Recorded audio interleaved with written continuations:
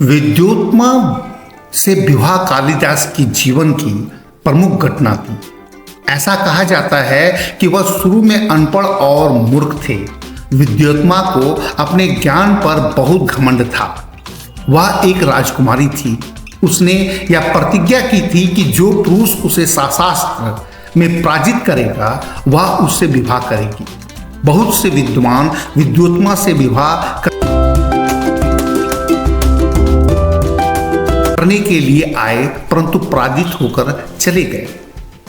सभी विद्वान मन में ही मन विद्योत्मा से प्रतिशोध लेने की सोचने लगे। वह किसी ऐसे व्यक्ति की तलाश कर रहे थे जो उसे शास्त्र में पराजित कर सके। एक दिन उन्हें एक पेड़ पर एक व्यक्ति दिखाई दिया। वह जिस शाखा पर बैठा था उसी को काट रहा था। विद्वान समझ गए कि यह व्यक्ति बहुत ही मूर्ख है। उसी समय उन्होंने उसका चुनाव विद्योत्मा को पराजित करने के लिए कर लिया। वह व्यक्ति कोई और नहीं बल्कि स्वयं कालिदास थे। कालिदास का शास्त्रार्थ विद्योत्मा से कराया गया, जो मौन होकर ही हुआ।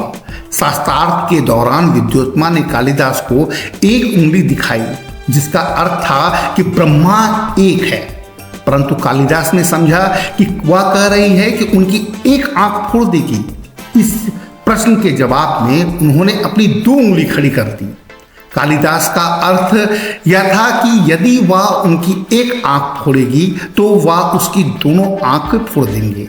परंतु विद्योत्मा समझी कि सृष्टि में ब्रह्म और जीव दोनों हैं, इसलिए वह संतुष्ट हो गई।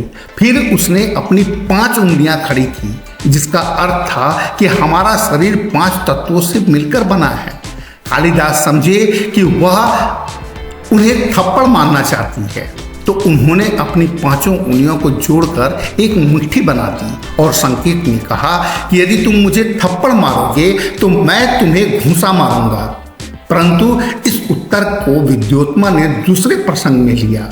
वह समझी कि 5 तत्व तो अलग अलग है, परंतु मन तो एक ही है और मन सभी तत्वों को संचालित करता है। इसलिए विद्योत्मा को यह उत्तर सही लगा और इस तरह धीरे धीरे कालिदास ने उसे शास्त्रार्थ में पराजित कर दिया। कालिदास का विवाह विद्योत्मा से हो गया। उसे जल्द ही सच्चाई का पता चला कि कालिदास अनपढ़ और मूर्ख है। उसने कालिदास को घर से निकाला और कहा कि जब तक पूर्ण ज्ञान और प्रसिद्ध ना पा लेना, घर वापस नहीं आना। यह कालिदास के जीवन की महत्वपूर्ण घटना थी। उनके अहम को ठेस पहुंची और उन्होंने ज्ञान प्राप्त करने का निश्चय कर लिया। कालिदास ने काली देवी की आराधना की और अध्ययन करके वे ज्ञानी और धनवान बन गए। ज्ञान की प्राप्ति के बाद जब वे घर लौटे तो उन्होंने दरवाजा खड़का कर कहा, कपाटम उद्यागटन सुंदरी, दरवाजा खोलो सुंदरी। विद्योत्मा ने चकित होकर कहा, अस्ति कश्चिद वागेव शेषा। कोई विद्वान लगता है। वे अपनी पत्नी का अपना गुरु मानते थे। कालिदास ने कुल मिलाकर 40 ग्रंथ लिखे थे, जो उन्हें एक महान कवि और साहित्यकार साबित करने के लिए पर्याप्त है। कालिदास के नाटकों का अनुवाद देश विदेश की अनेक भाषाओं में हुआ था। इसके अलावा अनेक अंतर्राष्ट्रीय भाषाओं में उनके नाटकों का अनुवाद हुआ है। दक्षिण भारत की फिल्म इंडस्ट्री ने कालिदास के नाटकों पर अनेक फिल्में बनाई है और उसे लोकप्रिय बनाया है। कन्नड़ भाषा में कालिदास के जीवन पर कवि रत्न कालिदास फिल्म बनी, जो काफी लोकप्रिय रही है।